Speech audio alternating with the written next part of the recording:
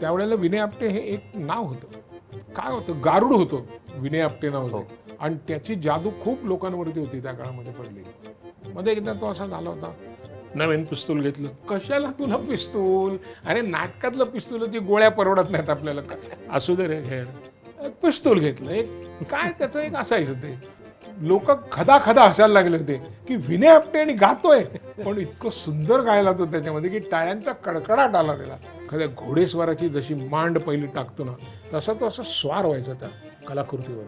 विनय हा माणूस समजण्यापेक्षा जाणवायला जास्ती सोपा होता. 40च्या दशकात कोण होता तसं 80, 90, 2000 या दशकांमध्ये विनय आपटे अनेक जणांचा आधारवड होता.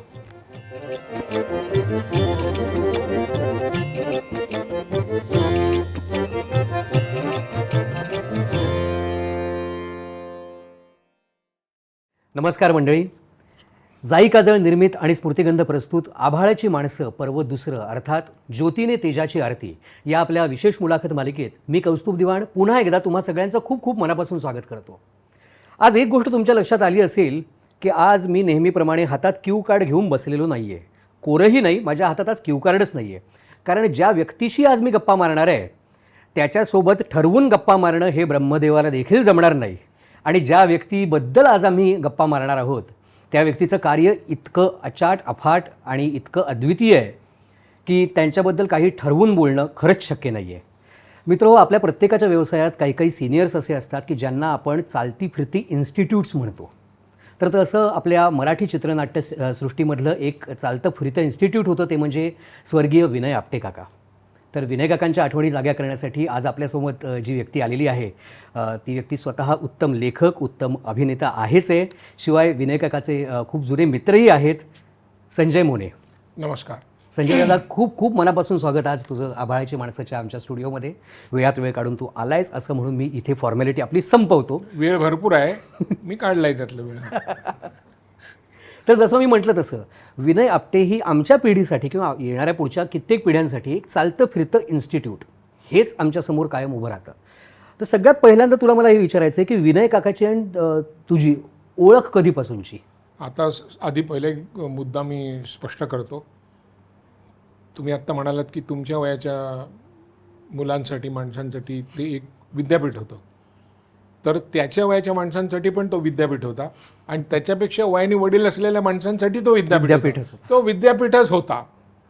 आता पुढे त्याची माझी ओळख खूप खूप जुनी, आपण जे म्हणतो ना पुराणांतरी मी असे वय, इतकी जुनी ओळख. मी 16, 17, 18 वर्षाचा होतो आणि जगामध्ये देव आणि मी याच्यामध्ये जर शर्यत लागली तर कदाचित मीच जिंकेन असं मला वाटायचं. अशा वयाचा मी होतो. असं कुठे देव, मीच तर आहे देव वगैरे. आणि मस्ती होती अंगामध्ये भरपूर. आणि आंतर महाविद्यालयीन स्पर्धा वगैरे तेव्हा असायच्या. आणि त्यावेळेला विनय आपटे हे एक नाव होतं. नाव कधी नव्हतं, नाव होतंच पहिल्यापासून, पण 17-18 वर्षसुद्धा विनय आपटे असं असायचं. आणि मग त्याच्या नाटकाची जी उद्घोषणा व्हायची, लेखक अमुक अमुक, दिग्दर्शक, कलाकार रोहियाचं 35 आणि स्वातीचे असे ती त्याची हे व्हायचे. आणि ते नाटक भरपूर आंतरमहाविद्यालयीन स्पर्धेला तेव्हा खूप खूप खूप अप्रतिम एकांकिका झालेल्या आहेत. आणि रुईयाची नेहमी असायची, पोद्दारची असायची, रुपारेलची असायची. नंतर सिद्धार्थ महाविद्यालयाची सतीश पुळेकर करायचा, त्या हटकून विनोदी एकांकिका करायचा. आणि एकांकिका म्हणजे काहीतरी गंभीर, काळजाला सल वगैरे हा सगळा त्यांनी खोडून काढला होता. आणि तो सातत्याने विनोदी एकांकिका करून ते जिंकून द्यायचा. कधीतरी जे स्कूल ऑफ आर्ट्स यायचं आणि मग त्यांचं ते सगळं असं सगळं असं डोळे चक्रावणार असं काहीतरी असायची, डोळे आणि डोकं दोन्ही. किंवा कधीतरी महाविद्यालय, जेस महाविद्यालय, ते लोक यायचे, त्यांची फार सुंदर एकांकिका वेगळ्या विषयावरची, काय म्हणू आपण, आजाराशी संबंधित असेल किंवा माणसांच्या आपापसातल्या संबंधांना फार वेगवेगळ्या एकांकिका व्हायच्या सुंदर. एकीकडनं प्रकाश बुद्धिसागर सुनीला पारनामे शाळीत्या वगैरे करत यायचा, एकीकडे प्रदीप राणे यायचा, नंतर ह्या मधूनच पुरुषोत्तम देशपांडे, पुरुषोत्तम बेर्डे, बेर्डे. असे ते विविध प्रकारचे लोक वेगवेगळ्या प्रकारच्या एकांकिकांच्या नंतर मग राज्यनाट्य स्पर्धा, म्हणजे मुबलक वर्षभर, म्हणजे इंडियन नॅशनल थिएटर, मग त्याच्यानंतर उन्मेष, मग आंग्रे पातकर म्हणून असायची, मग गोरेगावची प्रयोगची एक असायची, त्याच्यानंतर RCFची एक स्पर्धा असायची. चालूच असायच्या स्पर्धा या मुंबईच्या, शिवाय पुण्याच्या वेगळ्या, कोल्हापूरच्या वेगळ्या, असं मुबलक. कोकणामध्ये तेव्हा तो वामन पंडिताचा, आणि मोठ्या प्रमाणावर रंगभूमीची एक खळबळजनक असं काहीतरी चालू असायचं. त्यामुळे तुम्हाला त्याच्या बाहेर कोरडं राहताच यायचं नाही. त्याच्यामध्ये कुठेतरी माझी आणि विनय आपटेंची ओळख झाली. विनय आपटे तो दिग्दर्शक होता, त्याचं नाव होतं, आणि खूप उत्तम एकांकिका तो करायचा. आणि पण तेव्हा काय व्हायचं ना, की एकांकिकांच्या बाबतीत 2 तट असायचे. एक म्हणजे एकांकिका कशी असली तरी ती बघितली पाहिजे, आणि मग दुसरा जो तट होता ज्याच्यात मी होतो, तो विनय या तटात होता, की कशी झाली तरी ती पाहिली पाहिजे. अरे एखादा तरी मुद्दा असेल त्यांच्याकडे, ठीक आहे ना, मग त्याच्यासाठी किती वाट बघायची, पहिला काय तो सांगून टाका. आणि आमचा तट असा असायचा की ही जर एकांकिका वाईट झाली हे त्यांना कळलं नाही तर त्याच्या वाईट एकांकिकाच करत राहतील, म्हणून मग त्या एकांकिका पाडायचा. पण जरा जरी काही चांगलं दिसलं तर मग लगेच सगळी शांतता व्हायची. आणि त्या विविध पद्धतीने आम्ही त्या काळात एकांकिका पाडायचो. एकांकिका पाडण्यामध्ये काय डावीकडून तिसरी कवटी, काय किस्सा आहे हा? आता नको, मी वेगळे सांगतो 2-3. येऊ देत ना, मजेशीर किस्सा आहे तो पण. एक एकांकिका होती. त्या एकांकिकेमध्ये सगळं झालं, आणि काय झालं, अरे ती कायम tick tick tick tick tick tick वाजते, ते रेकॉर्ड करायला विसरलो. तर पण त्याने काही फार फरक नाही पडत ना, किंवा आपण आता एकांकिकांमध्ये तेव्हा जरा कोणी एखादा शब्द चुकलं तर असं व्हायचं. आता ठीक आहे ना, होतं ना. आता परीक्षक तो नाही विचार करत की एकदा चुकला म्हणजे तो आयुष्यभर चुकणार वगैरे, ठीक आहे ना. इतर त्याचं काय चाललंय ते बघून त्याला बक्षीस पुरस्कार मिळू शकतात वगैरे. तर सगळे हवालदिल झाले. आता तर एक जण म्हणाला, आपल्याकडे आयडिया आहे. तो म्हणाला, माईक आणा नाही. तेव्हा ते असे माईक नव्हते, तिकडे जाऊन ते लोभा केला, आणि तो तिकडं असं करायला लागला.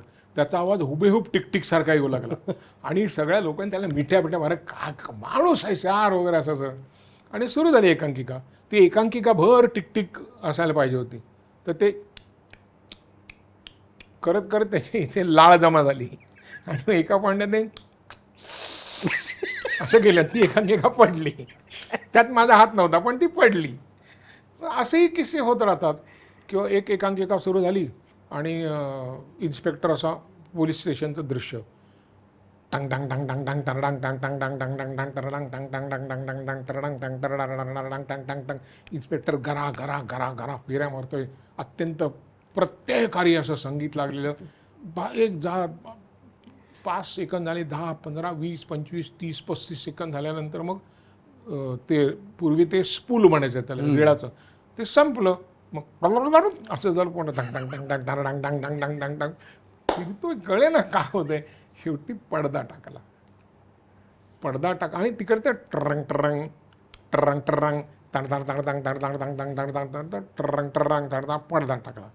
पडदा टाकल्यावर दिग्दर्शक आता फाडकन त्या नटाच्या मुस्काटात मारली. फोन उचलता येत नाही. त्या दिग्दर्शकाच्या फाडकन त्या नटाने मुस्काटात मारली. ठेवायला नको इथे स्टेजवर. तिथे फोन ठेवलाच नव्हता. तो शेवटल्या क्षणी विसरला होता. त्यामुळे तो उचलणार काय. टरंग टरंग टरंग टरंग टरंग टरंग अशा त्या एकांकिका पडायच्या पूर्वी. किंवा एकदा एक एकांकिका सुरू झाली, चल उठ खेळ, चल उठ खेळ, चल उठ खेळ. मग तेव्हा ते समूह नाट्याचा प्रकार. एक जण येतं, हे चल उठ खेळ, चल उठ खेळ. 4 जण, चल उठ खेळ, 4 जण खेळ. 8 जण, 16 जण, चल उठ खेळ, चल उठ खेळ, चल उठ खेळ. टाणाणांग. त्याच्यावर मी साहित्य संघातनं एवढंच म्हटलं, तू खेळ. आणि तीच पडली एकांकिका. त्याच्यावरनं भयंकर वाद व्हायचे. तर एकदा कुठली तरी स्पर्धा होती, मी थोडा उशिरा गेलो. तर आधी कुठली तरी एकांकिका कोणीतरी आमच्याच पंथातल्या लोकांनी पाडली होती. तर विनय ओरडला, मोहन आहे. तर बाजूला जयवंत वाडकर होता, त्यांनी विनयपेक्षाही जास्तीचा खर्च लावून तो आलेलाच नाही आज. मग एवढं माझं नाव झालं होतं त्याच्यावरनं. पण काय काय उत्तम प्रयोग आम्ही पाहिले. सुनीला पारनामे शाळेत चालली आहे, किंवा ते 2 डॉक्टर्स होते, त्यातला एक आता खूप मोठे सायकॅट्रिस्ट आहे, तो मनोज भाटवडेकर आणि चौधरी, त्यांची एक एकांकिका पार्टनर म्हणून. म्हणजे मराठी व्यावसायिक रंगभूमीवर सुद्धा असे प्रयोग बघायला मिळाले. इतके सुंदर सुंदर प्रयोग आम्ही पाहिले. आणि त्याच्यामध्ये विनय आपटे वर्षानुवर्ष तो एकांकिका करायचा. मग साहजिकच दूरदर्शन केंद्र सुरू झालं होतं, तेव्हा तिथे तो होता. आणि तिथे त्याला एक बहार आली, म्हणजे बहर येतो म्हणताना तसं बहार आली, तो तिथे आलाय. पण दूरदर्शनच्या निमित्तानं त्यांनी कित्येक नवीन कलाकारांना, तंत्रज्ञांना असंख्य असंख्य कामं मिळवून दिली, नवीन वाट मिळवून दिली. हो हो. म्हणजे दूरदर्शनवर त्यांची सुरुवात झाली, त्याच्या काही आठवणी आहेत का तुझ्याकडे? नाही, तेव्हा मी फारच लहान, म्हणजे मी 15-16 वर्षाचा असेल. त्याच्यानंतर माझी त्याची ओळख झाली. पण मला एवढंच म्हटलं की त्याला जो पगार मिळायचा त्यातले किती पैसे त्याने घरी नेले असतील देव जाणे. कारण देवस्थानाला जसं भोजन चालू असायचं तसं चहा येतोय, अमुक येतोय, 5-10 रुपये घेऊन जात असेल मला वाटतं तो महिन्याला. बाकी सगळे हा आला तो आला, घे चहा वगैरे, चहा वगैरे हे गेले, चालू चालू चालू. ह्याचं बोललं हे कर ते कर ते कर ते कर, नवनवीन त्याच्याकडे युवदर्शन होतं, मग दुसरा कार्यक्रम होता. त्यातनं असंख्य उत्कृष्ट कार्यक्रम त्याने दिले. ती साधी गोष्ट आहे, म्हणजे ते काय नोकरी म्हणून. परंतु त्या काळामध्ये असं व्हायचं की काही नट धडपडत असायचे का, तेव्हा काही हे नव्हतं ना, मालिका वगैरे सगळ्या तेवढ्या चालू झाल्या नव्हत्या. माध्यम एकच माध्यम होतं तेव्हा. आणि तेव्हा सुद्धा नाटकातले लोक नाटकात काम करायचे, चित्रपटातले लोक चित्रपटात काम करायचे. ते चंद्रकांत, सूर्यकांत, मोठे मोठे नट नाटकात फारसे नाही, कधीतरी केलं तर. तसं नाटकातले लोक तिकडे नाही जायचे, त्यांचं त्यामुळे ते मर्यादित होतं.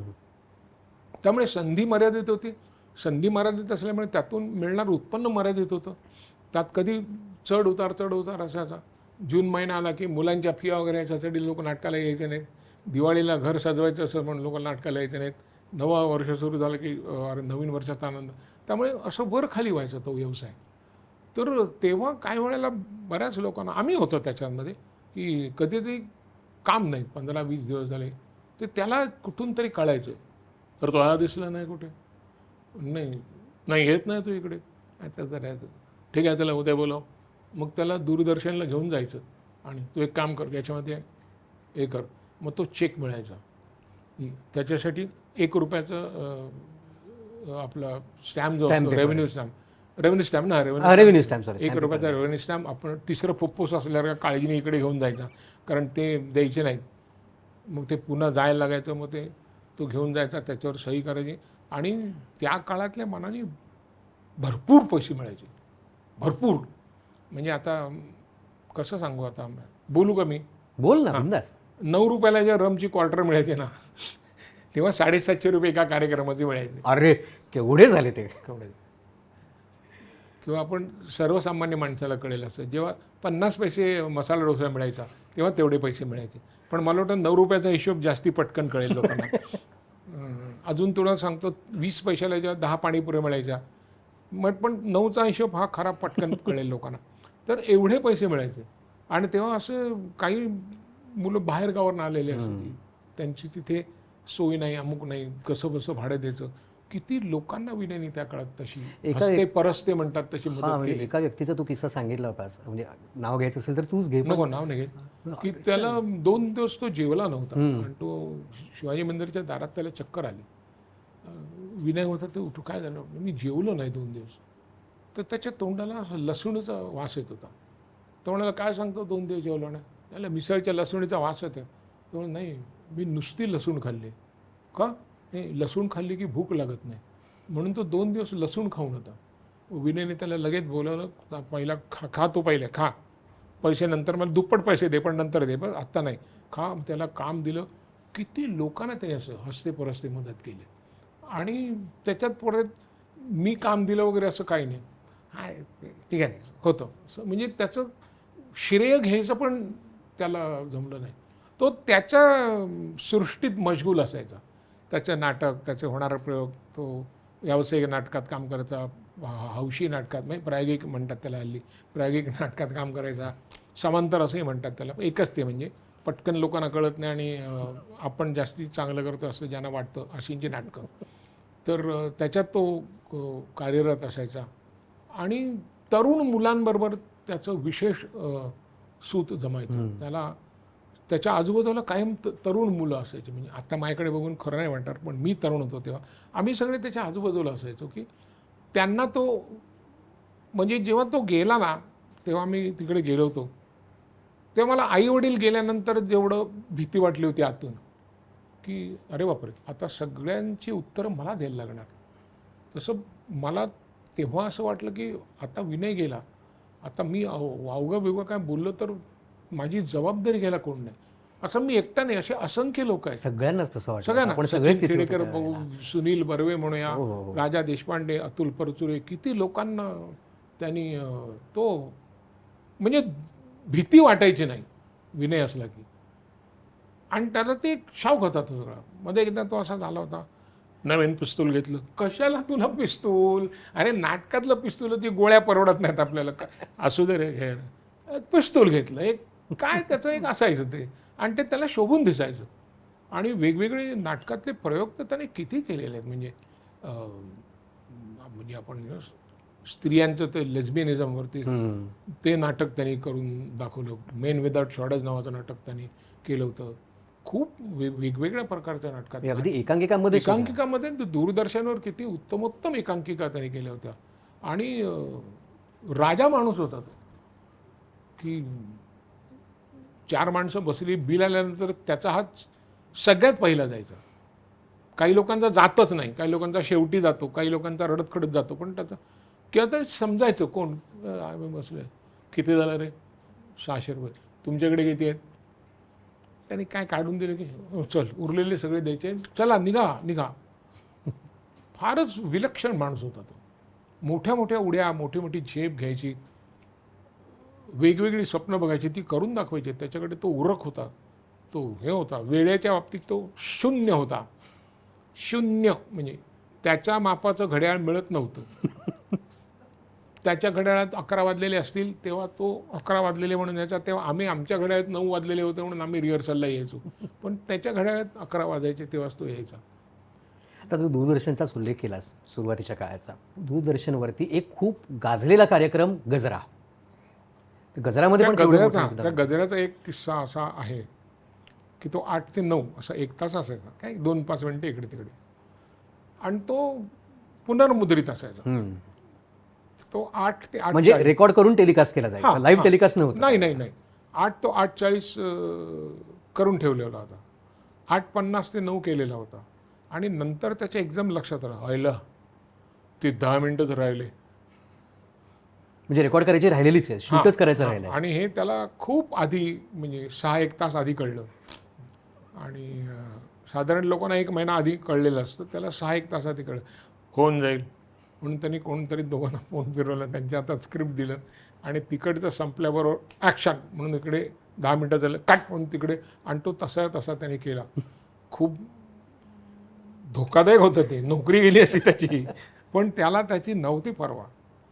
तो तसाच होता. कलंदर म्हणू नका, पण कलंदर म्हणावं तर संस्था चालवायचा, उत्तम घर चालवायचा, मित्रांची काळजी घ्यायचा, सगळ्यांची काळजी घ्यायचा. कलंदर तरी कसं म्हणणार, पण काय होतं, गारुड होतो विनय आपटे नावाचं. आणि त्याची जादू खूप लोकांवरती होती त्या काळामध्ये पडलेली. मग या जादूचा पहिला असर तुझ्यावरती कधी झाला? म्हणजे तू त्याच्यासोबत केलेलं पहिलं काम कुठलं? पहिलं काम मी त्याच्यावर खूप उशिरा केलं, कारण पहिलं आमचं वैर या मूळ भावनेतनं आमचं ओळख झाली होती, एकांकिकाचे आणि दोन ते गट. वैर बरेच वर्ष टिकून होतं. मग त्या वैराचे काही किस्से? स्पर्धा आल्या की वैर, स्पर्धा संपलं की वैर नाही. पण मग बघतोय मी तुला, येऊन दाखवतो उद्या, म्हणजे येतो ना मी, त्यात काय होईल. आणि मी माझ्या पद्धतीने एकांकिकांचं संहार करायचं काम करायचो. म्हणजे एकदा एक एकांकिका चालू होती आणि एक 2-4 वाक्य बोलले आणि असे दोघेच एकमेकांकडे बघत होते. आणि असं कळवळलेला चेहरा दिसत होता मला त्याचा. मला दया आली त्या माणसाची. मी असं डी रोमध्ये वगैरे बसलो होतो, असं उठून पुढे आलो साहित्य संघात असा, आणि असं ते कड असते तिकडे, असं पाठ आहे का, तर तो नाही. तुझं पाठ आहे का, नाही. पडदा टाक रे. मीच सांगितलं, त्यांनी पडदा टाकला. आता लोक मला खूप शिव्या घातल्या लोकांना, पण त्यांच्या यमयातनात मी त्यांना वाचवलं होतं, दगडाने मारला असं त्यांना. आणि काही वेळेला मूर्खपणा व्हायचा. एक एकांकिका चालवली, त्याच्यामध्ये एक गुड आणि बॅड असे 2 पात्र होती. तर तो गुड होता तो त्याचं काय ते बोलला, बॅड त्याचं काय ते बोलला, आणि मग म्हणाला ठीक आहे, मग असं असेल तर न्यायाधीश म्हणून मला शिक्षा द्या. बरं, कोर्ट नाही काय नाही, ह्यांची ती कल्पना की इथेच असा न्यायाधीश तो उभा राहिला, त्याने सिगरेट काढली, पेट घेतली, आणि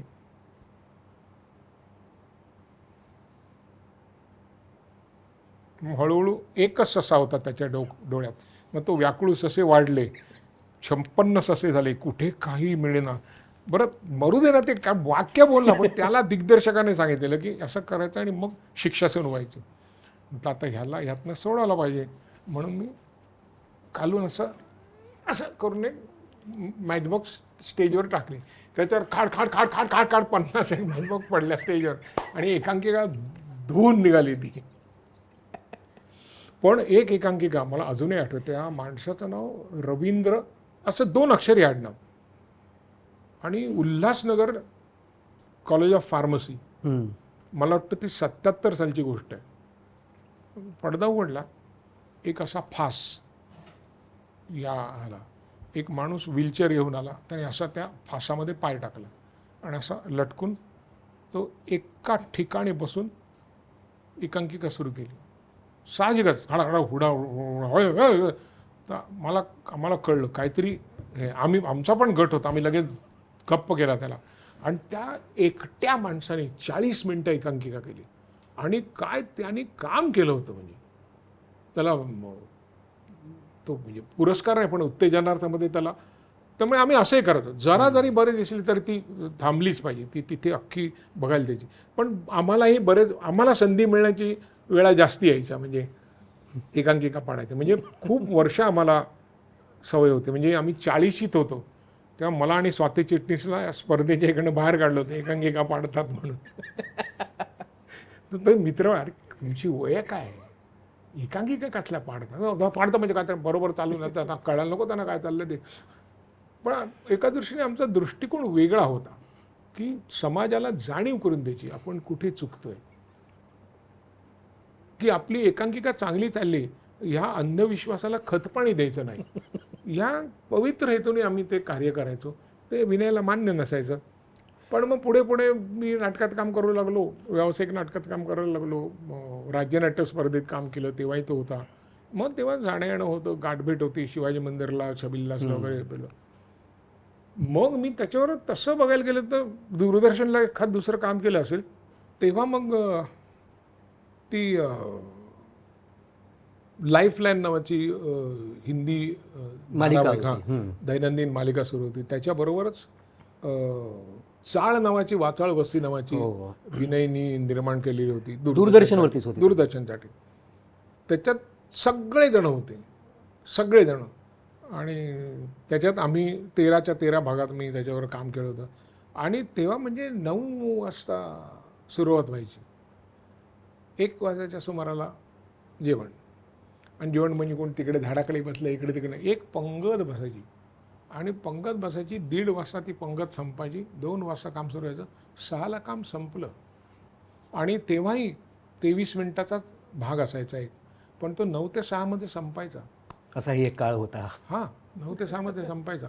आता रात्री 2:30 वाजता प्रोडक्शन मॅनेजरला फोन जात नाही, ओ मंदिर का सेट लागा नाही का काल, पण तो 2:30 वाजता या अवस्थेत असणार, तो कुठून मंदिर आणणार. मग छोटासा एक तस्वीर लगायला येते, आणि इथून सुरू होते. ते काय म्हणतो आपण, ढळत गेले लोक आपापल्या कामांपासून, ह्याच्यापासून.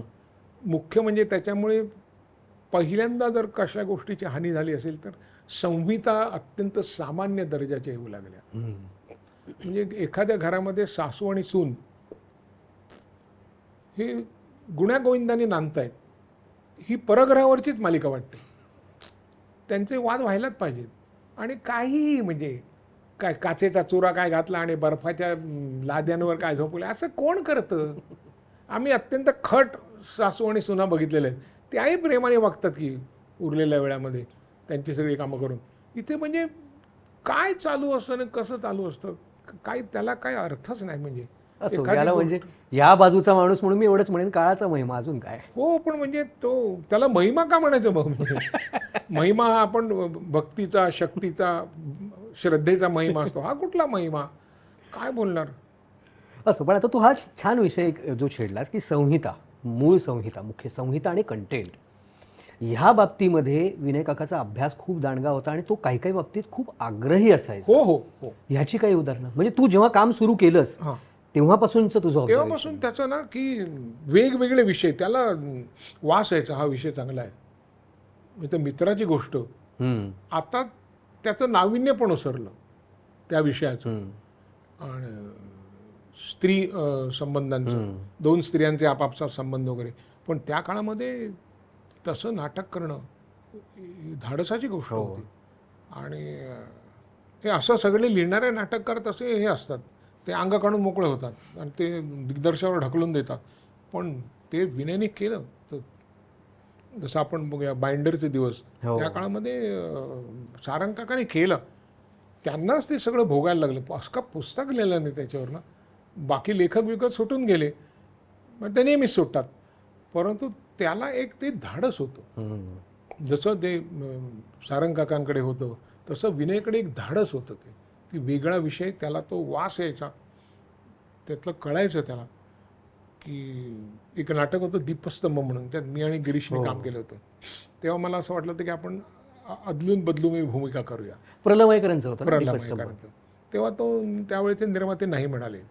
मग नंतर यावेळेला असं झालं होतं की नाटक वाचल्यानंतर ते जे लेले हे पात्र होतं ते अत्यंत कुसुम मनोहर लेले. कुसुम मनोहर लेलेमधलं लेले जे पात्र होतं, मनोहर लेले, ते खूप सगळ्यांना आम्हाला आवडलं. आम्हाला दोघांनी मी काम करणार. बरं, त्याच्या आधी गिरीश आणि मी एकत्र 5 नाटकं केली होती. त्यामुळे भांडण काय करणार ना. तर विनय म्हणाला एक काम करूया आपण, तू एक प्रयोग कर, तू एक प्रयोग कर. म्हणजे ही आयडिया सुद्धा विनय काकांचीच होती. हो, आणि पहिल्यापासून आम्ही सुरुवातीपासून. म्हटलं होतं, पण विनयने ती प्रत्यक्षात आणली. हा, आम्ही असं करतो बोलतो, करूया ना. म्हणालो काय, मला काय 2 ड्रेस शिवायला लागतील, 2 कपड्यांचे संच करायला लागतील. आणि पहिलं प्रयोग कसं करणार, नाणेफेक म्हणून प्रेक्षकांसमोर नाणं उडवलं गेलं. गिरीश ओकनी ते नाणं करेक्ट होतं, तो जिंकला. हां, तर तो नाणेफेक जिंकला. आणि आम्ही मग 1, 3, 5, 7, 9 एक भूमिका, 2, 4, 6, 8, 10 दुसरी भूमिका. पण ते करून दाखवलं त्याने, ते केलं त्याने. आणि मग ते ठरलं होतं की हे आपण कलात्मक वगैरे ह्याच्यावर न्यायचं. होता आमच्या सगळ्यांच्या मनात धंदाच, की लोक 2दा बघायला येणार. ते कशाला लपवायचं, धंदाच करायचा होता. पण मग असा कसा धंदा करता येईल? मग कलेच्या दृष्टीने विचार करता एक कलाकार म्हणून एक वेगळी आव्हान वगैरे असं सगळं बोलून आम्ही याच्यामध्ये ते केलं. परंतु ते त्याची आणि म्हणजे ते नाटक चांगलं होतंच, पण ते नाटक चालण्यामागचं मूळ कारण आम्ही दोघे वेगवेगळ्या भूमिका करत होतो. लोक 2-2दा बघायला यायचे. पण ते त्याला बरोबर कळलं. किंवा दुसरं म्हणजे तो कायमच माहिती आहे, मित्राची गोष्ट झालं, त्याच्यानंतर काय हे शरद वंशेचं आपलं नथुराम गोडसे. केवढं. हो, मी त्या विषयाकडे येणारच होतो की मी नथुराम गोडसे बोलतोय. हे नाटक म्हणजे त्याची संहिता जर आपण वाचली तर ते केवढा ज्वलंत आणि प्रक्षोभकच विषय आहे तो. आणि त्याचंही म्हणजे ज्या प्रतिक्रिया उमटायच्या त्या उमटल्याच. हो, म्हणजे सत्ताधारी पक्ष पूर्णपणे विरोधात, केवढं मोठी शक्ती केंद्र होतं ना. हो, त्याच्या विरुद्ध तो मी पहिल्या प्रयोगाला गेलो होतो त्याच्या. आणि मध्ये शरदने 1000वा प्रयोग केला होता, तेव्हा मी गेलो होतो. परंतु अजूनही तो अनुभव, बाकी तुमचं मतभेद सोडा, तुम्हाला पटत न पटवत वेगळ्या गोष्टी आहेत. महात्मा गांधी मोठेच होते, म्हणजे ह्यात वादच नाही आहे. परंतु ते काही काळ तुम्हाला असं वाटतं ह्याला बरोबर आहे, इतकं ते ताकदीने लिहिलेलं होतं त्या परतबीत दळवीने नाटक. आणि विनयने तेच काय काय त्यांनी सहन केलं तिकडे. शरद सांगतो ना कधी म्हणजे आम्ही जिवंत कसे राहिलो इतकं. पण त्यांनी ती सगळी टीका बिका सगळं हे करून सगळं काय प्रतिगामी फतिगामी काय म्हणायचं सगळं त्याच्याकडे जबरदस्त धाडस होतं. जबरदस्त धाडस, वेगवेगळ्या विषयाला हात घालायची त्याची शक्ती. ती अशी दिसायची नाही, पण ती होती त्याच्याकडे ती शक्ती. ते एक 6वं इंद्रिय होतं त्याकडे, की त्याला वास यायचा पटकन. की आता आज अतुल परचुरे काय, नंतर सचिन खेडकर, राजा देशपांडे, सुनील बर्वे, हे सगळे आता मोठी मोठी कलावंत आहेत. पण ते तरुण होते तेव्हा त्यांनी एक संगीत नाट्य केलं होतं, अफलातून म्हणून. अफलातून तेही सेम, म्हणजे तू जसं वेगळंच म्हणजे चाळ नावाची वाचाळ वस्तीच्या बाबतीत म्हणाला की त्याच्यात सगळेच होते, तसं अफलातूनचं ती जाहिरात जरी बघितली तरी लक्षात येईल की 85 साली का 86 साली केलं होतं त्यांनी. केवढी मोठी कास्ट होती ती. म्हणजे 3 मिनिटात गाणं संपलं आणि तेवढंच गाणं, आणि ते ह्याच्यावरती काय म्हणतात ते आधी मुद्रित केलेलं होतं, ज्याला आपण ट्रॅकवर गाणं म्हणतात तसं करायचं. आणि तरुण त्यांच्या टोळी युद्धने असं कमाल कमाल होतं बरं. त्याच्या यशापयशे त्याला कधी पडलेलीच नव्हती. हे करून बघितलं, पुढचं म्हणजे पहिला प्रयोग झाला ना की त्याचा विचार संपायचा त्या नाटकाचा, मग नवीन नाटकाचा विचार, ते त्याचं नशीब. पण काय सुंदर प्रयोग व्हायचा त्यात. विनय येते, जपा सांभाळा स्वतःला, जपा सांभाळ, तो गायला लोक खदा खदा हसायला लागले होते की विनय आपटे आणि गातोय, पण इतकं सुंदर गायला तो त्याच्यामध्ये की टाळ्यांचा कडकडाट आला त्याला. कारण असं ते समजा तू काम करतोयस तर काय म्हणायचं, मला काहीतरी म्हणायचं आहे, सांगायचं आहे मला, असं एक तुझं गाणं असायचं, हा म्हणायचा तसं, बोला बोला ना काहीतरी बोला इन्स्पेक्टरचं, म्हणून विनयने असं माईक होताला, तिथून हसायला सुरुवात झाली. लोक गडाबडा लोड मोठ्या मोठ्या हा हा हा हा करून असं जप सांभाळा स्वतःला म्हणून त्याने जो आवाज लावला ना, खरकन एकदम शांतता, आणि सुंदर तो एक 3-4 मिनटाचं गाणं गायला. आणि चांगलं होतं ते नाटक. तेवढं व्यावसायिकदृष्ट्या त्याला यश नाही मिळालं, पण वेगळा विचार होता, नेहमीप्रमाणे वेगळा विचार, वेगळी मांडणी, आणि छान होतं ते. थोडंसं वेस्ट साईड स्टोरी म्हणून जे होतं त्याची शंका यावी की काय अशा पद्धतीचं ते होतं. विक्रम भागवतने लिहिलं होतं ते, पण चांगलं लिहिलं होतं नाटक ते. आणि ते एक वेगळ्या प्रकारचा त्याचा नेहमीप्रमाणे प्रयोग, आणि तो करून बघणं. आणि मग त्याच्यात हे नाही मग ह्याचे पैसे घाल त्याचे पण नाही, स्वतःचे पैसे काय करायचं ते स्वतः. कमाल. आता कुसुम मनोहर लिहिले आम्ही केलं तेव्हा साधारण 100 प्रयोग झाले. 100 प्रयोगानंतर विनय म्हणाला, हा शेवटला दौरा, हा नाही झाला तर नाटक बंद, माझं चुकीच्या ठिकाणी विचार केला असं समजूया. आणि आम्ही कोकणात गेलो शेवटले 4 प्रयोग करायला. आणि तिथे शृंगारतळी नावाचं गाव होतं. तिथे साधारण काही हजार लोक जमले होते, 5-7 हजाराच्या पेक्षा जास्त लोक जमले होते. शेवटी असे पैसे घेऊन लोक, तिकीट बिकिटे सगळी संपली, असे पैसे घेऊन लोकांना सोडले होते. आणि ते जे तिथून ते नाटक उसळलं ते साधारण 850-900 प्रयोगापर्यंत चाललं. तेही तो म्हणाला ना, हा शेवटला दौरा, पण त्याला अंदाज असणार काहीतरी होणार आहे दौऱ्यात. आणि ते पुढे म्हणजे अक्षरशः महाड ते सावंतवाडी ह्या एवढ्या पट्ट्यात आम्ही 105 प्रयोग केले होते. मला पणशीकर एकदा भेटले, तोईलच असे असं प्रयोग करतात बसाल त्या, असं ते म्हणाले मला. चिपळूण आता रत्नागिरी, म्हटलं आहे चाललं आहे चांगलं चांगलं चालत चालत चालत आहे. मग तर त्यांचं एवढं नाव तिकडे, म्हणजे त्यांनी असं म्हणतात की ते जरा गर्दी दिसली की थांबायची, इथे होईल का प्रयोग बघा म्हणून. असं त्यांनी एक एक प्रयोग केलेले आहेत. म्हणजे त्यांनी विनयला एक वेगळ्या प्रकारची शाबासकी दिली. किंवा त्यांनी ते मध्ये रानभूल नावाचं एक नाटक केलं होतं, ते एक वेगळ्या पद्धतीचं नाटक, ज्याला आपण म्हणतो की खलनायकासारखं साधारण व्यक्तिमत्व असलेलं, पण तो नायक असतो. आणि ते अँटी हिरो, हा खूप नाटक त्याचं गाजलं आणि त्याला मजा यायची काम करताना. आणि त्याचं एक विशिष्ट धाटणी होती, ती फारच काय म्हणू मोहमय होती. म्हणजे असं खेळून बसायला व्हायचं त्याच्या त्या विशिष्ट हिलकाव्याने ह्याच्यातनं तो बोलायचा. आणि चांगला माणूस होता, खूप चांगला माणूस होता. आता आपण कुसुम मनोहर लिहिलेचाच विषय काढला. एकतर त्या नाटकाचा विषय इतका संवेदनशील, म्हणजे ते विषय नक्की काय आहे हा उलगडा व्हायला कथानक निम्म सरून गेल्यानंतर त्याचा उलगडा व्हायचा. पण त्याच्या आधीची बांधणीसुद्धा म्हणजे संहितेत तर ती होतीच अशोक सम्मेलनानं केलेली, पण विनय काकांनी ज्या प्रकारे ती बांधणी, ज्या प्रकारे नाटक बसवलेलं होतं, ज्या प्रकारे ते घट्ट धरून ठेवलेलं होतं, छोट्या छोट्या हिंट्स सोडलेल्या होत्या की काहीतरी गडबड आहे. आणि आता आपलं त्याच्यासाठी आपल्याला हे पुढे बघायला पाहिजे. सगळं छान चाललंय पण काहीतरी गडबड आहे. त्याची एक गंमत अशी की ते नाटक असं तुटक तुटक तुटक तुटक आहे ना, म्हणजे सलग. तर आणि असं नाही की पहिला आणि दुसऱ्या दिवसाच्यामध्ये 3 दिवसाचा वेळ असेल तर दुसऱ्या आणि तिसऱ्यामध्ये 1 महिन्याचा वेळ असतो. हो. असं वेगवेगळं कालानी ते टाइम घडत लॅप्स जातं. होते त्याच्या हां, बरेचसे. हां. तर मी एक चित्रपट बघत होतो आणि तो चित्रपट बघता बघता ना त्या परदेशातल्या चित्रपट ते बरेच वेळेला असतं. 3 सप्टेंबर लजमा असं लिहिलेलं असतं. तर ते मला कुठलं विनय आपल्याकडे मध्ये असं होतं ना, तर आपण असं समजा ब्लॅकआउट झाल्यानंतर आपण 3 दिवसानंतर असं केलं आणि पुढचं हे सुरू केलं तर आम्ही उद्या बोलूया. तो घरी गेला. त्याने ते सगळं पुन्हा वाचलं. बसलेलं होतं नाटक म्हणजे पूर्ण बसलेलं होतं. मग त्यांनी एक त्याचा कालावधी काढला की शेवटचं दृश्य समजा अमुक अमुक नोव्हेंबर 17 साली झालेलं असेल किंवा 92 सालीलं असेल, 93 साली, त्याच्या मागचं कधी ऑगस्ट, त्याच्या मागचं मार्च, त्याच्या मागचं असं करत त्यांनी तो सगळा 1.5 वर्षाचा कालखंड काढला आणि मग त्या कालखंडानुसार एक एक एक एक तारीख देऊन त्या नाटक पुढे ते संपूर्ण काल्पनिक होतं. परंतु तो त्याचा तो आवाज आणि त्या आवाजाचे फेक आणि त्याची ती हुकूमत जबरदस्त त्यामुळे लोकांना असं वाटायचं की आपण पुस्तकासारखं नाटक वाचतोय, पाहत नाही, वाचतोय. त्यांना नाटक पाहता पाहता वाचल्याचा अनुभव आला. ते विनयची डोकं ते त्याचं.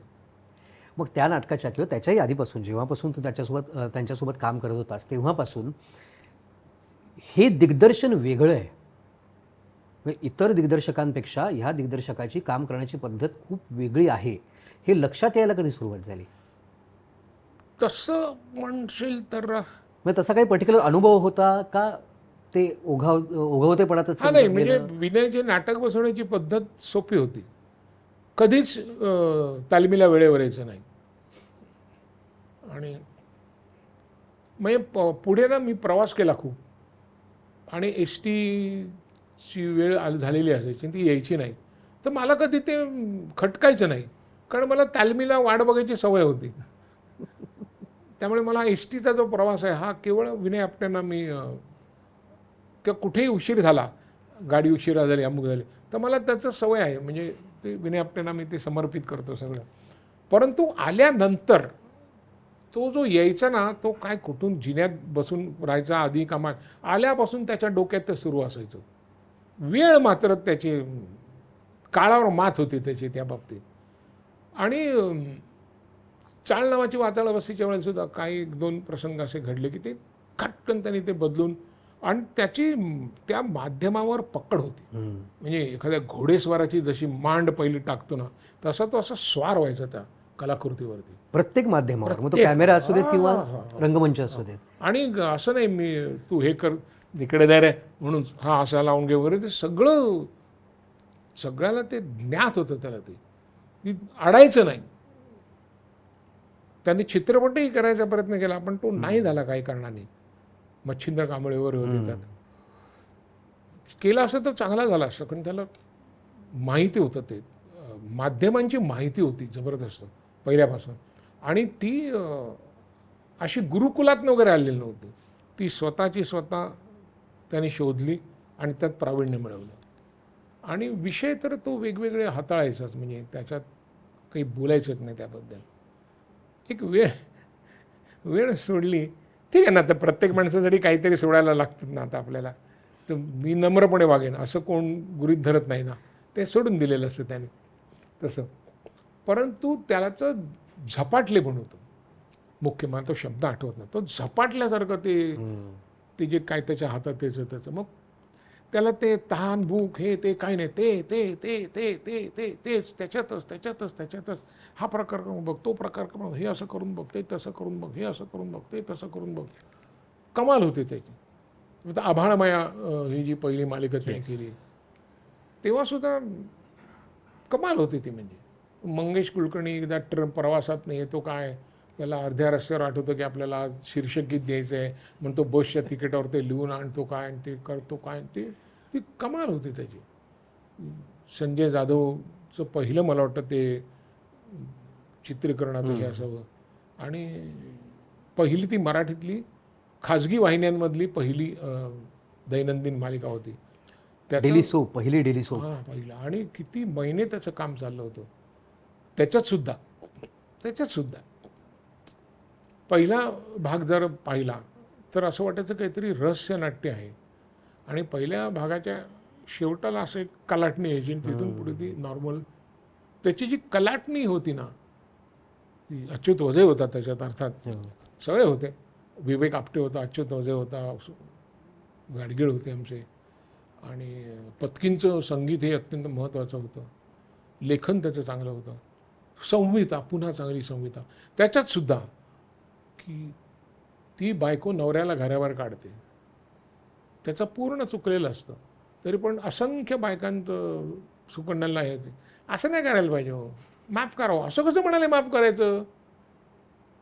आज एकदा त्याने केलं, पुन्हा असं करेल. तुम्ही काय प्रत्येक वेळेला तुम्ही घराबाहेर जाणार का? जाऊ दे ना त्याला एकदा घराबाहेर. की एक स्त्री आपल्या नवऱ्याला राहत्या घरातनं बाहेर काढते, ही पाऊल उचलणं ते अच्युत वझे, विनय आपटे हेच करू शकतात. नाही तर कुठे, म्हणजे आता नायकाला एकच बायको असेल तर ती जुनी वाटते मालिका. त्याच्यात ती एक नायिका हाकलून देते नायकाला घराबाहेर आणि स्वतः खंबीरपणे सगळं करते. केवढं मोठं होतं ते. म्हणजे काळाच्या पुढे जाऊन किंवा तत्कालीन सामाजिक चौकटींना छेद देत विचार करणं, म्हणजे आता ही केवढी डेअरिंग डिसिजन आहे. कुसुम मनोहर लेलेसारखं एक नाटक जिथे नायिका अत्यंत सोशिक आणि तिचा प्रवास संपतो तो ट्रॅजेडीमध्ये संपतो. त्याच्या अगदी उलट ही नायिका आहे, आभाळमाया. जिला नुसती एक झलक दिसते की पुढे जाऊन जास्त धोका निर्माण होऊ शकतो, तिला तिथेच सावध करून तिला तिथे ॲक्टिवेट करणं हा निर्णय असो, किंवा मी नथुराम गोडसे बोलतो स्त्रियांचा समलिंगी संभोगावरचं नाटक ते असो, किंवा मी नथुराम एवढं गोडसे ते सारखे असो. कठीण होतं त्या हो, काळामध्ये. हो. त्या काळात मुळात अजूनही आपण त्याचा उच्चार नाही करत. म्हणजे त्या काळात तर तो विषय मांडणं किंवा मांडण्याचा विचार करणं हीच केवढी मोठी गोष्ट होती. आणि त्यातून काय होईल ना, त्यातून ते कसं अंगावर उलटेल का आपल्या बाजूला येईल याची सगळी माहिती असून सुद्धा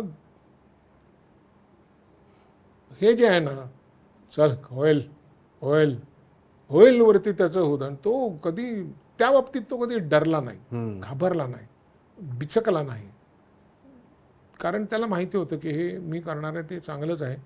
आज न उद्या ते लोक आणि आता काय म्हणजे हे धाडस आणि हा आत्मविश्वास ह्याच्या पलीकडे जाऊन एक दिग्दर्शक म्हणून जशा प्रकारे तू म्हणालास की माध्यमावरची कमांड, मग ते कुठलंही माध्यम असो, कॅमेरा असो किंवा रंगमंच असो, ह्याच्यामध्ये धाडस आणि आत्मविश्वास तर आलाच, पण माध्यमावरची कमांड या बाबतीमध्ये टेक्निकल नॉलेज असो किंवा पात्रांचा अभ्यास असो, नटाचा अभ्यास असो, आपल्याकडे कोण नट किंवा कोण अभिनेता काम करतोय, त्याची कुवत काय आणि त्याचा स्वभाव काय, त्याच्याकडून काम कसं काढून घ्यायचं, कशा प्रकारे त्याला ग्रूम करायचं, ह्या सगळ्या बाबतीमध्ये त्यांची जी एक सेन्सिबिलिटी आणि सेन्सिटिव्हिटी ह्या दोन्हीमध्ये बॅलन्स होता, त्याबद्दल काय सांगशील?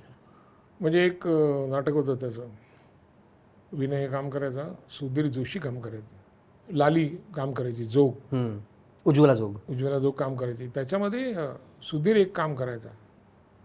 तोपर्यंत सुधीरचं विनोदी म्हणून खूप नाव गाजलेलं होतं, विनोदी कलाकार. त्यात त्यांनी गंभीर काम त्याला करायला दिलं आणि ते अप्रतिम करायचा सुधीर ते काम. थोडं फार चाललं नाही ते नाटक, परंतु कारण तो काळाच्या पुढे विचार करणार होता. पण सुधीर जोशीला का कोण, तर ते चांगलं चाललं की उत्तम विनोदी नट म्हणून, नाही गाड्या तू हे कर, आणि तो फार छान काम करायचा. त्याचं नाव विसरलं त्या नाटकाने.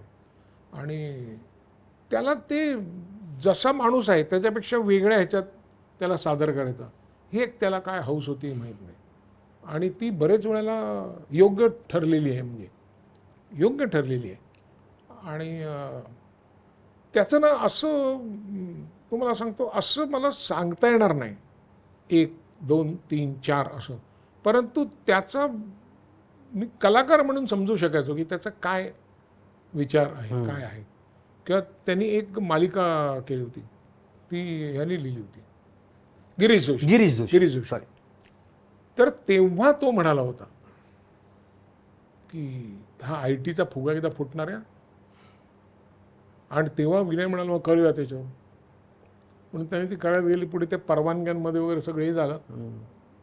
तोपर्यंत 2008 आलं. 2008ला तो फुगा फुटला, सगळा अमुक झालं. त्याच्यानंतर ती मालिका दिसली.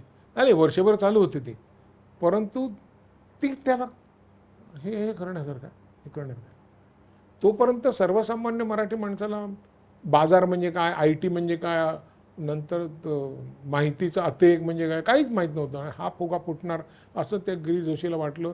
त्याच्यावर त्यांनी निश्चितच त्याला परवानगी दिली हे करूया, म्हणजे काहीतरी तर त्याने अभ्यास केला असणार की हो हे असं होऊ शकतं. आणि म्हणजे तेव्हा जर आली असती ना त्या काळात, तर हा कोण नवीन सांप्रती पुरुषावतार गुरु असं गिरीश जोशीकडे लोकांनी बघितलं होतं.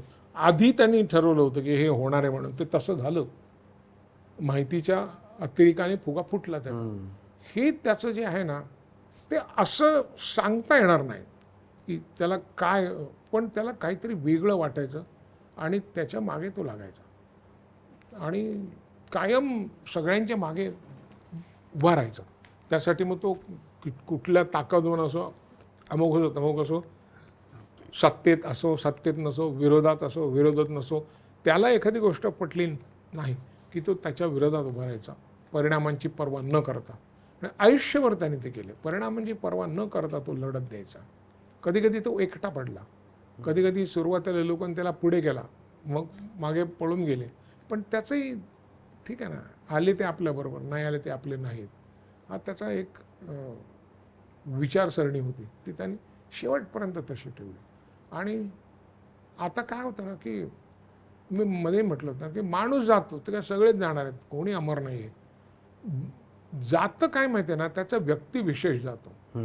त्या माणसामध्ये एक व्यक्तिविशेष असतो, त्याची पुनर्निर्मिती होऊ शकत नाही.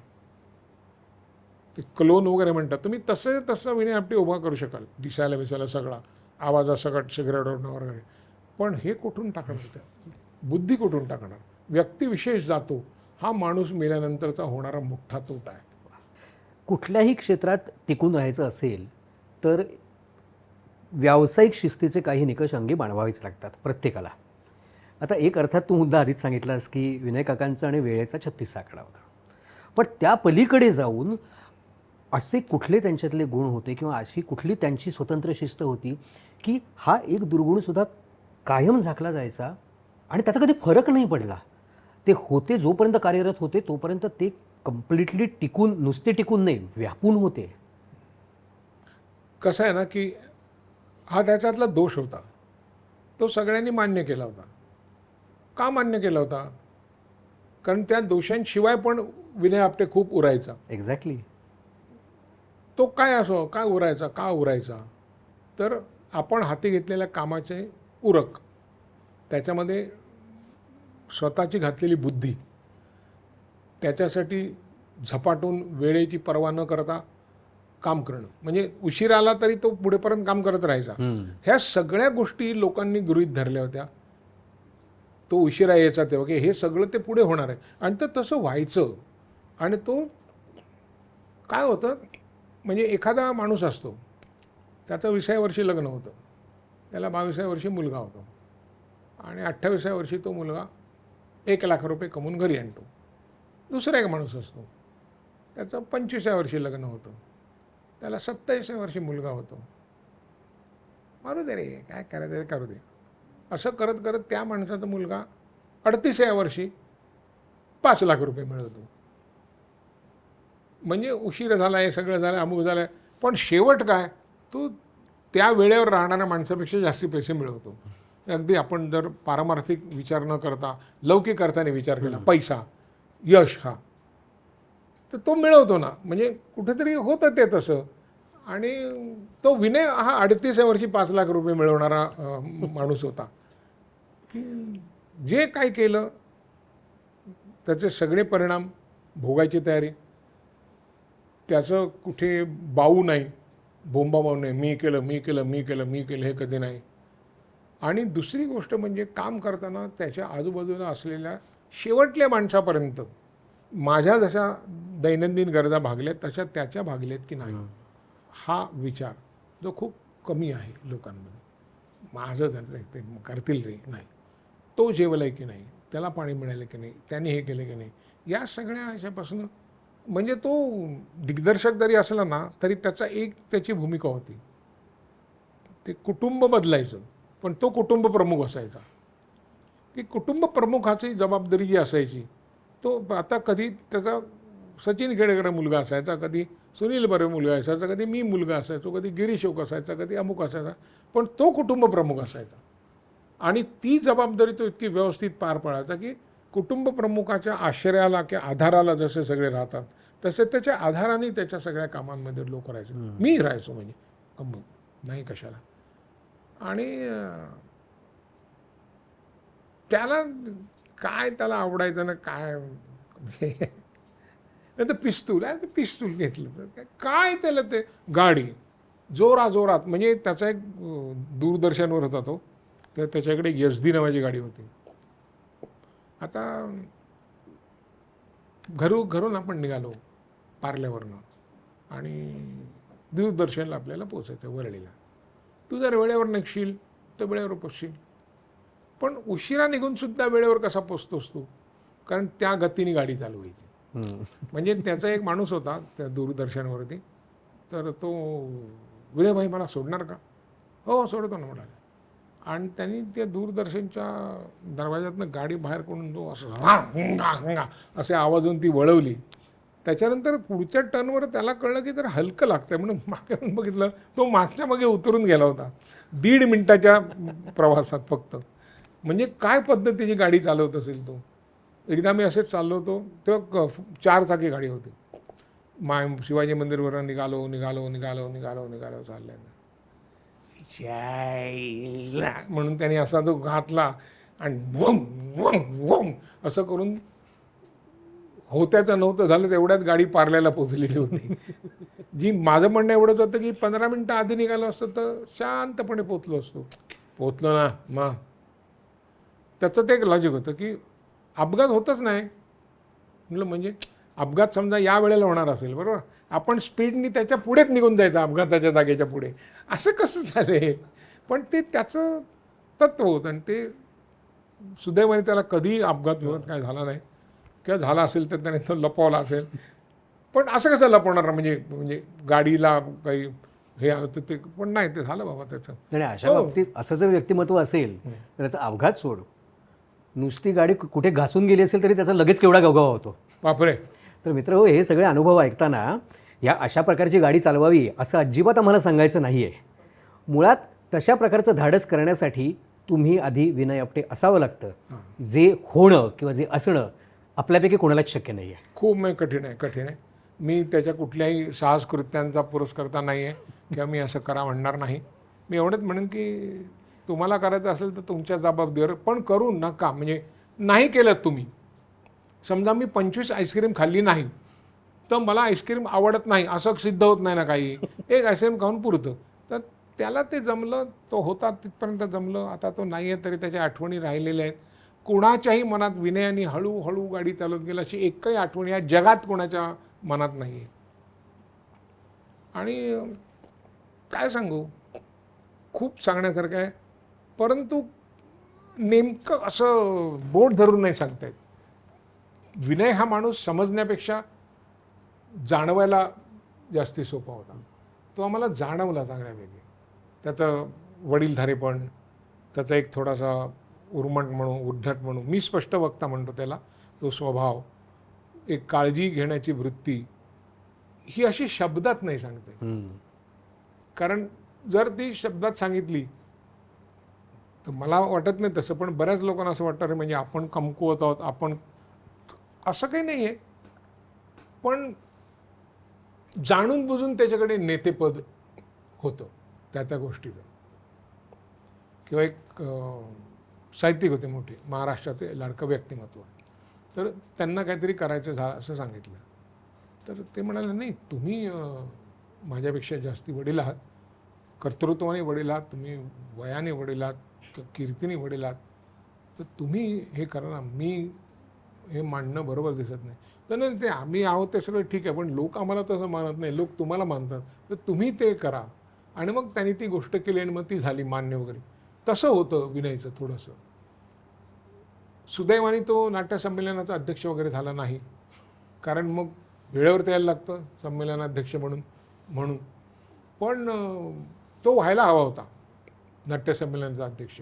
म्हणून मी नाही का म्हणालो एकदा त्या पदाधिकाऱ्यांना की तुम्ही एक वर्षातनं 3-3, 4-4 संमेलनं घेऊन टाका. कारण म्हटलं आम्ही आता 40 वर्ष काम करतोय, एवढी गर्दी झाली तर आमचा नंबर लागणार कधी? तर 3-3, 4-4 संमेलन घेऊन बाद झाले पाहिजे संमेलनाध्यक्ष. असं करत करत करत तो म्हणा चांगलं सांगतेस तू असं कर. मग होऊन गेलं, जीवन गौरव होतात ना, 5-5, 10-10 देऊन टाकायचं ना. आम्ही पण 40 वर्ष काम करतोय, आमचा नंबर लागणार कधी?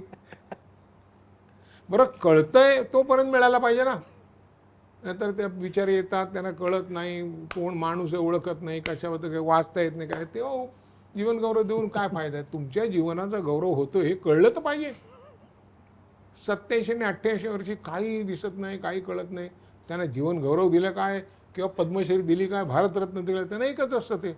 तसं मला नेहमी वाटायचं की पटापट अशी अध्यक्षपदं वगैरे निकालात काढली पाहिजेत, पुढच्या पिढीला वाव मिळायला पाहिजे. आता आम्ही जर 10 वर्षांनी होणार असो, मग आमच्या पुढचे तर मरण बसणार लटकत. एक 5-5 संमेलनाध्यक्ष करून मोकळे व्हायचे. बरं हल्ली इतके वाद चाललेले आहेत, विद्रोही अमुक आणि तमुक, त्याचे 3-3, 4-4 बाद करून टाका. 30-35 साहित्य संमेलनाचे अध्यक्ष दिले, पटापट पुढच्या तरुणांना काम मिळेल, नोकरी येईल, म्हणजे आता काय म्हणतो मान मिळेल, सन्मान मिळेल. आत्ता संकर्षणावरचा 3-4 वर्षात नंबर लागेल माहिती आहे ना. नाही तर तो एवढं उत्तम काम करतोय, तो 55 आणि 60 वर्षी त्याला काय उपयोग आहे? तो ख्यातकीर्ती झालेला असेल तेव्हा, त्याला 40शीत वगैरे मिळाला तर बरं आहे ना आपला. पुढच्या पिढीला वाव देणं हां, हा मुद्दा विनय काकाने केवढा सिरियसली घेतला होता. हो, मी तो गांभीर्याने मांडला नाही, पण पुढच्या पिढीला वाव देणं. कायम त्याच्याकडे नवीन नवीन लोक काम करायला असायचे, कायम नाटककार नवीन, त्याच्यानंतर लेखक नवीन, त्याच्या मालिकांचे लेखक नवीन, आणि वेगवेगळ्या लोकांना संधी देणं. आणि दुसरं म्हणजे तो त्याच्याबरोबर काम केलेल्या माणसानं कधी विसरला नाही. जेव्हा जेव्हा संधी मिळेल तिथे तो माणूस बरोबर चपखलपणे तो बसवायचा. त्याचं आणि विक्रम भागवतांचं खूप साटल होतं, सौख्य होतं. एक खूप नाटकं त्याने एकत्र केलेत. नंतर दूरदर्शनवर असताना त्याचे काही खास मित्र होते. सुनील शेंडे असं त्याच्या नाटकात बरेच वेळेला असायचा. आणि ते त्याचे काही ठरलेले लोक होते, त्यांच्याबरोबर तो असं सुखात असायचा तो. म्हणजे प्रत्यक्ष मला विनय काकांसोबत काम करण्याची सुदैवानं म्हणेन की एकदा संधी मिळाली, दुर्दैवानं म्हणेन की ती छोटीशी संधी होती. मला फार त्यांचा सहवास लाभला नाही, पण तेव्हाही तू म्हणालास तसं काही मिनिटाच्या किंवा काही ठराविक काळाच्या सहवासामध्ये सुद्धा ते गारूड, तो ऑरा काय असतो ही अनुभवाची संधी मला मिळाली, एवढंच मी माझं नशीब मानतो. पण तेव्हाही मला हे जाणवलेलं होतं की ह्या माणसाकडे केवढी अफाट एनर्जी आहे, केवढी अफाट ऊर्जा आहे, आणि त्यांच्या सर्कम्फरन्समध्ये, त्यांच्या परिघामध्ये येणाऱ्या प्रत्येकाला त्या ऊर्जेनं भारावून जायला व्हायचं. ती ऊर्जा तसे ते भरभरून देत असायचे सतत आपल्याला. आता मला विनयची कधी भीती वाटली नाही, कधीच नाही. धाक म्हणशी तर धाकही वाटलं नाही. पण तरी काहीतरी असं होतं की मला असं वाटायचं की नाही, तो आपला एक पाऊल पुढे आहे. ते काय आहे ते नाही सांगता येत, पण मित्रच होता तो माझा. अरे तुरे मधला मित्र होता. आहो जाऊ म्हणण्या इतकं अशिष्ट वातावरण आम्ही एकमेकांबद्दल निर्माण केलं नाही. आणि आधारवड म्हणतात ना, तसं एक मला पट शब्द आठवला, आधारवड होता तो अनेकांचा. म्हणजे आपण विचार केला की 60च्या दशकामध्ये रंगभूमीवर असं कोण होतं, 70च्या दशकात कोण होतं, 50च्या दशकात कोण होतं, 40च्या दशकात कोण होतं. तसं 80, 90, 2000 या दशकांमध्ये विनय आपटे अनेक जणांचा आधारवड होता. आता थोडासा एक वैयक्तिक प्रश्न वैयक्तिक म्हणजे वैयक्तिक आयुष्याला धरून आहे म्हणून विचारतो. तुझं आणि सुकन्याताईचं जुळलं ते कुसुम मनोहर लेलेच्याच दरम्यान, बरोबर आहे? मग त्या दरम्यान विनय काकाला हे समजलं, त्याच्यानंतर त्याचा काही वेगळा टेक किंवा कशा प्रकारे त्यानं कसं ते आधारवड म्हणून त्यानं कशा प्रकारे केलं? मला तो काहीच बोलला नाही. तर तो सुकन्याला म्हणाला. सुकन्याचं आणि त्याचं खूप स्नेह होतं. सुकन्या, त्याची बायको, विनयची बायको सुकन्या, वैजुताई, हां, विनयचे आई वडील वगैरे सगळ्यांची. 6 महिने डिवोर्स असं म्हणाला. तर काहीतरी काय बोलत, आपले प्रयोग आहेत म्हणून 6 महिने म्हटलं, नाहीतर 3च महिने असं त्याने. आणि तो मला येऊन म्हणाला, मी असं असं सांगितलं, बघ बाबा तू काय ते कशाला. म्हटलं मला करायचं आहे, करा, आशीर्वाद आहे. मग तो होता, तो पहिल्यापासून लग्नात होता, शेवटपर्यंत लग्नामध्ये होता. पण त्याला खरंच असं वाटलं का नोमॅड आहे तो, नोमॅड, भटक्या मनोवृत्तीचा माणूस आहे तो, तो नाही कुठे टिकणार. पण झालं 27 वर्ष झाली की आमच्या लग्नाला, अजून किती पाहिजे. पण त्याला ते कळल्यानंतर त्यांनी पूर्ण पाठिंबा दिला होता. म्हणजे पुन्हा एकदा थोडं कुसुम मनोहर लेलेकडेच आपण परत जाऊया. त्या नाटकामध्ये जसं म्हणजे ही गोष्ट किती वेगळी आहे, कारण म्हणजे आलटून पलटून ते एक रोल दोन नटांनी प्ले करायचा, आज हा उद्या तो असं मिळून. हे काही प्रयोग झाल्यानंतर प्रयोग सेट झाला किंवा नाटक सेट झालं आणि नट सेट झाले की मग हे असं धारिष्ट्य करण्याची एक खास नटांनाच आधी उठते की आपण करून बघूयात का असं. मग दिग्दर्शकाकडे परवानगी मागणं आणि मग दिग्दर्शकांनी सुद्धा खूप विचार करून त्यांना ती परवानगी देणं, मग निर्मात्यांकडे परवानगी मागणं आणि निर्मात्यांनी त्याला अप्रुव्हल देणं, ही एवढी मोठी प्रोसेस असते. पण हा विनय काकांनी जो निर्णय घेतला म्हणजे पहिल्या प्रयोगाच्याच आधी, जेव्हा तुम्ही पहिल्यांदा ती संकल्पना तालमीतच म्हणजे एक्झॅक्टली तू सांगितलंस तसं दीपस्तंभापासून ते तुम्हाला करायचं होतं, हो. जे साध्य इथे झालं. पण हे असं करत असताना मुळात दिग्दर्शक म्हणून स्वतःच्या नाटकावरती विश्वास आणि दिग्दर्शक म्हणून स्वतःच्या अभिनेत्यांवरती स्वतःवर विश्वास, स्वतःच्या नाटकावरती विश्वास आणि ज्या अभिनेत्यांना आपण तालीम दिलेली आहे त्या तालमीवर आणि अभिनेत्यांच्या कुवतीवर विश्वास, हा एवढा कॉन्फिडन्स येतो कुठून? तो होता त्याच्यात, जन्मजात होता. आत्मविश्वास हा विनय आपटेच्या संपूर्ण व्यक्तिमत्वातला 90% भाग आत्मविश्वास होता आणि 10% हा मेहनत होती. आत्मविश्वास होऊन जाईल आणि सोपं नसतं ते. बरं आम्ही 2 कामं केली, कठीण होतं ते इतरांसाठी. आम्ही आमची भूमिका करायचो, त्यांना प्रतिक्रिया द्यायला लागायची. हो, मग त्या लोकांना सकाळचा प्रयोग असेल तर माझ्या प्रतिक्रिया, दुपारचा प्रयोग असेल तर गिरीशोकच्या प्रतिक्रिया त्या भिन्न असू शकतात. ते आहेतच, कारण आमच्या व्यक्तिमत्वामध्ये तेवढा फरक आहे. त्यांच्यासाठी ते कठीण होतं जास्ती, उगाचच नाव झालं आमचं, कारण आम्ही तालमीत तसं केलेलं होतं. त्यांना ते प्रत्येक प्रयोगाने वेगवेगळं व्हायचं. खरं तर त्यांना हे मार्क दिले पाहिजेत. आणि हे जे हिमतीचे किंवा धारिष्ट्याचे किस्से एक एक आपण ऐकतो विनय काकांबद्दल, की कधीही टीकेला घाबरले नाहीत, कुठल्याही प्रकारची प्रतिक्रिया आली तरी स्वतः ठाम उभे असायचे. म्हणजे जसा नटसम्राटमध्ये शेवटी जो एक डायलॉग आहे, जो आपल्या जागी ठामपणे उभा आहे तो मी आहे, त्याचं मूर्त स्वरूप खरं म्हटलं तर विनय काका होते. हो हो हो हो हो हो हो. तर अशा एकट्याने त्यांनी तोंड दिलं आणि त्या परिस्थितीवर मात केली, अशी काही उदाहरणं? सगळ्यात ढळढळीत उदाहरण म्हणजे नथुराम गोडसे. इवन त्या काळात थोडासा प्रवाद माझा झाला होता मित्राची गोष्टसाठी, पण त्यांनी तो बरं कुठेही परिसंवाद वगैरे घडून नाही, तो त्यांनी मिटवला. का हल्ली काय होतं, कलाकार काम करण्यापेक्षा बोलतात जास्ती. हल्ली अभिनय हा लिहायची गोष्ट झाली, अभिनय करून दाखवायची गोष्ट उरलेली नाही. तू एखादी भूमिका केलीस तर पहिले ती पेपरात समजा गंगू तात्या हे काम आहे, मला गंगू तात्या कसे उलगडले. अरे तू करून दाखव, आम्ही येऊ ना बघायला, लिहितोस कशाला, तू लेखक आहेस का? पण हल्ली तो जमाना आला आहे की अभिनय हा आता बोलण्याचा विषय झालेला आहे, लिहिण्याचा विषय झाला आहे, करण्याचा विषय झालेला नाही. ही सगळी वादळं आली, हे सगळे विवाद आले, ही सगळी भांडण आली, हे सगळे मतभेद आले. हे विनयनी कुठल्याही समीक्षकाच्या पदराच्या आडून, कुठल्या तरी समाज माध्यमांच्या आडून नाही, तो स्वतः एक छत्री एक कल्ली अंमल होता त्याचा. आत्ता तू समाज माध्यमांचा उल्लेख केलास. आज तर आपण बघतोय समाज माध्यमं म्हणजे उचलली जीभ आणि लावली टाळ्याला अशीच परिस्थिती आहे. माकडाच्या हातीत कोलीत दिल्याप्रमाणे ती मग कोण व्यक्ती असते ती माहीत नसतं, त्यांची नावं माहिती नसतात, खरी व्यक्ती आहे का फेक अकाउंट आहे हेही माहिती नसतं. पण त्यांची येणारी टीका ही आपल्याला त्रास देणारी असतेच. त्याचा आपल्याला कितीही आपण दुर्लक्ष करायचा प्रयत्न केला तरी त्रास होतोच. पण मला असं वाटतं की आजच्या काळातही विनय काका जर असते तर त्यांनी तेवढ्याच स्थितप्रज्ञपणे सगळ्या टीकेलाही उत्तर दिलं. रादर त्यांनी हे कल्चरच बनवू दिलं नसतं. तो उत्तर त्याच्या फंदातच पडत नव्हता, तर पुढचं काय करूया म्हणून. आणि हे आता ना साधी गोष्ट, मला असं प्रामाणिकपणे वाटतं की क्षणोक्षणी धाराशिवमध्ये काय होतं आहे, अकोल्याला काय होतं आहे, मला नाही कळलं तर काही फरक पडत नाही. पण 8 तास या बातम्या बंद ठेवल्या पाहिजे. 8 तास लोकांना शांत आणि काय म्हणतो आपण भ्रम झाल्यासारखे ते बातमी देणे सगळे मित्रच आहेत आपले. तीच बातमी तासाभरातल्या 10 बातम्या, ती जिल्ह्यातली बातमी, ती त्याच्यात त्याच बातम्या आणि मग तो अमुक झालं आहे आणि ह्या इकडे असं असं झालेलं आहे आणि समजा ही कुंडी आहे.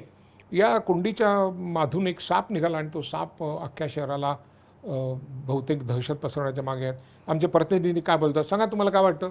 तो तेच म्हणतो तो साप आहे सर. आणि मग तू प्रतिनिधी त्याला कशाला नेऊन इथनं बोलला काय तो आणि तिथे कुठेतरी अकोल्याला बसलेला असणार. पण हे वाढवत न्यायचं आणि जणू काहीतरी भयंकर घडलं असं दाखवायचं.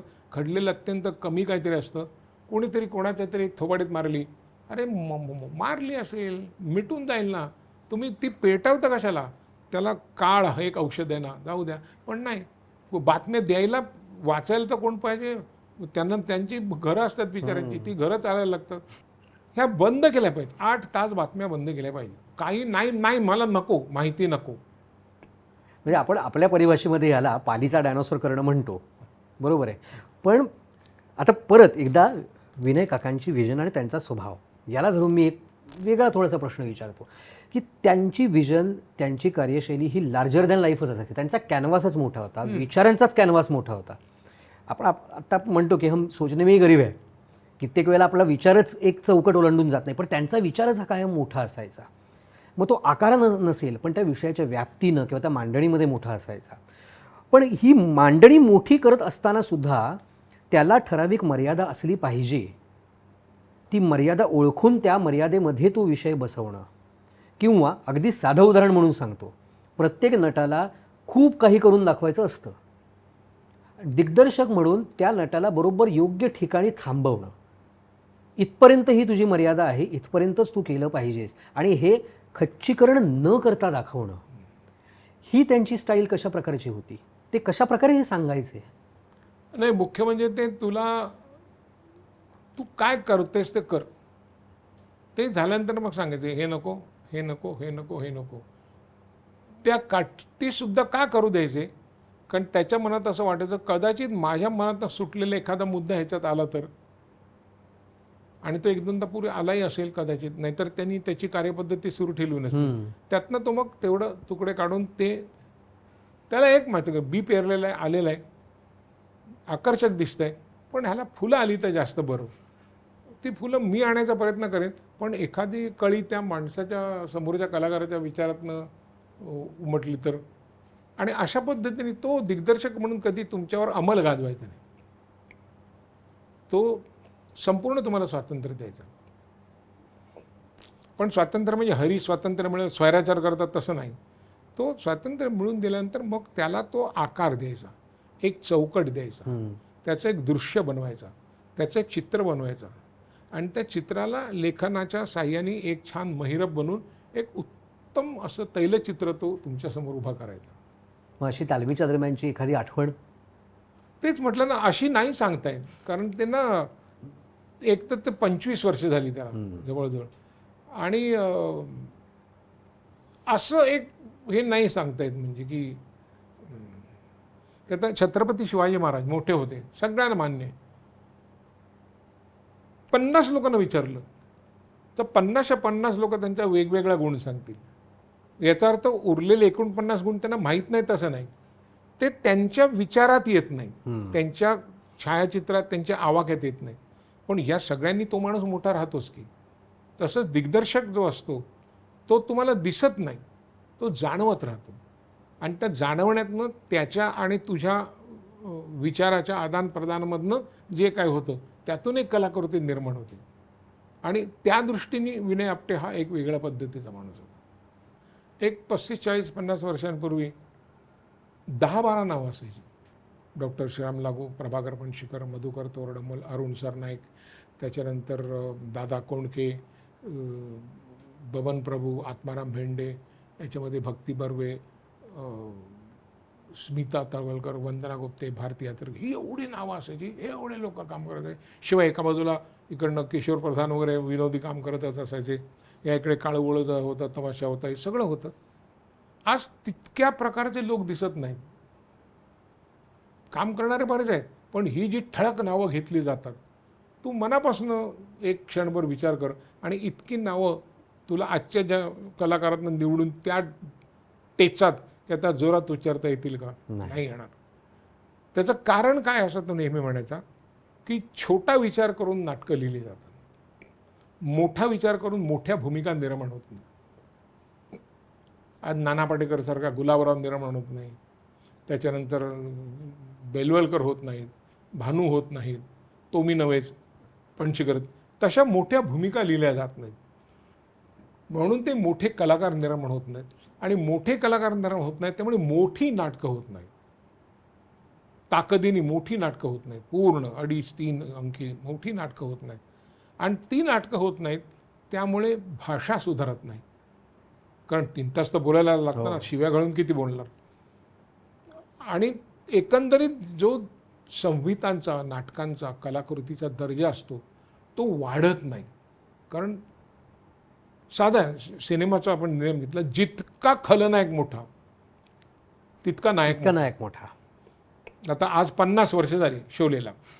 गब्बर सिंग एवढा मोठा म्हणून ते जय आणि वीरू मोठे.